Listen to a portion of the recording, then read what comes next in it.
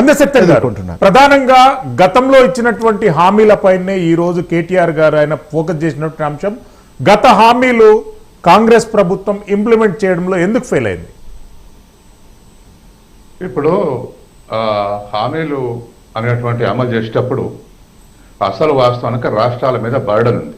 అది బీఆర్ఎస్ అయినా కాంగ్రెస్ అయినా వచ్చే వనరులు రాష్ట్రాలకు వచ్చే వనరులు 34% అయితే ఖర్చు 66% పెడుతున్నాయి రాష్ట్రాలు. కేంద్రం చేతులకు 66% నిధులు వస్తుంటే ఖర్చు 34% పెడుతుంది. కాబట్టి అధికారులు మొత్తం నిధులన్నీ కేంద్రం చేతిలో పోతే రాష్ట్రాలు అప్పులు చేయాల్సి వస్తుంది.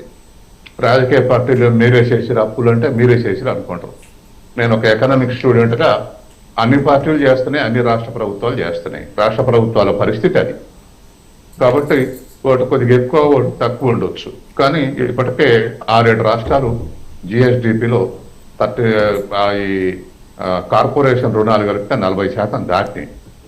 కాబట్టి ఇప్పుడున్నటువంటి పరిస్థితుల్లో గతంలో బీఆర్ఎస్ అప్పులు చేసింది, ఇప్పుడు కాంగ్రెస్ చేస్తుంది, అక్కడ వైసీపీ చేసింది, తెలుగుదేశం చేస్తుంది, ఎవడైనా చేయాల్సిందే. నేను చెప్పినటువంటి ఈక్వేషన్ 66-34% ఉన్నంత కాలం. కాబట్టి ఈ పరిస్థితుల్లో రాష్ట్రాలు ఎన్నికలప్పుడు గెలవాలన్నటువంటి ఉత్సాహంతో చాలా హామీలు ఇస్తున్నారు. కానీ అమలు చేసే తీరున్నప్పుడు ఖచ్చితంగా అది రిలేటివ్గా డిసడ్వాంటేజ్గా మారుతుంది. ఉదాహరణకు రుణమాఫీ ఉందనుకోండి. రుణమాఫీ కేసీఆర్ 5 ఏళ్లలో మాఫీ చేశాడు. కాంగ్రెస్ 1 సంవత్సరంలో మాఫీ చేసింది. 5 ఏళ్ల మాఫీ చేస్తే దరిదాపు ₹1,00,000 రుణం తీసుకుంటే 70,000 వడ్డీ అయింది. అంటే 70,000 వడ్డీ కడితే లక్షలో అసలు మాఫీ అయింది 30,000 రైతులకు. 5 ఏళ్ల స్పాన్లో చేసే వరకల్లా వడ్డీ ఆ స్థాయిలో పెరిగింది. కాంగ్రెస్ వాళ్ళు ఒకే సంవత్సరంలో చేశారు, కానీ ఇన్ఎక్స్పీరియన్స్ తోటి చేశారు. అసలు ఒకే సంవత్సరంలో చేయకూడదు.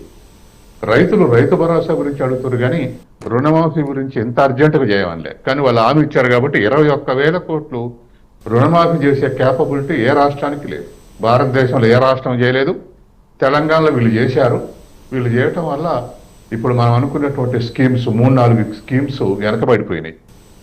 ఇది కూడా రుణమాఫీ 2-3 ఏళ్లలో చేస్తే మిగతా స్కీమ్స్ ఇంప్లిమెంట్ అయ్యాయి. ఒకేసారి 21,000 కోట్లు మాఫీ చేసే కెపాసిటీ తమిళనాడు బడ్జెట్కు లేదు, ఉత్తరప్రదేశ్ బడ్జెట్కు లేదు, మహారాష్ట్ర బడ్జెట్కు లేదు. వాళ్ళు ఎవరు చేయలేదు. అందుకని ఇవాళ నిధులు చూస్తే, నేను పార్టీల దృష్ట్యా చెప్పను, ఒక ఎకనామిస్ట్గానే చెప్తా. నిధులు చూస్తే అలాంటి రిలేటివ్ స్కేర్సిటీ ఉంది, అలాంటి అబ్సల్యూట్ ప్రెజర్ ఉంది. ఈ ప్రెజర్ తోటి రాష్ట్ర ప్రభుత్వాలు తలకిందులు అవుతున్నాయి. ఇది పరిపాలించేటువంటి అధికారులకు వచ్చేనాడు ఉన్నటువంటి వాగ్దానికి అమలు చేసిన దానికి మధ్య ఉన్నటువంటి గ్యాప్ ప్రెజర్ బిల్డప్ చేస్తున్నాయి. విజయ్ గారు, ఢిల్లీకి నిధులు ఇస్తున్నారా తెస్తున్నారా అనేటటువంటి ప్రశ్న ప్రధానంగా అసెంబ్లీలో ఈరోజు చూసినాం. మీరేమంటారు? ఇస్తున్నారా తెస్తున్నారా? ఢిల్లీకి సంబంధించి ప్రభుత్వానికి సంబంధించి దేశ ప్రజలకు మనం చాలా కీలక భాగస్వామిగా ఉన్నాం. తెలంగాణ సమాజం అంతా ఉన్నది జనాభా 2.9% జనాభా దేశంతో పోల్చుకుంటే ఇచ్చేది మాత్రం 5% జీడిపికి మనం యాడ్ అవుతున్నాం. అదొక గర్వకారణమే తెలంగాణకు సంబంధించినటువంటి. అంటే ఇక్కడ ప్రశ్న అడిగినటువంటి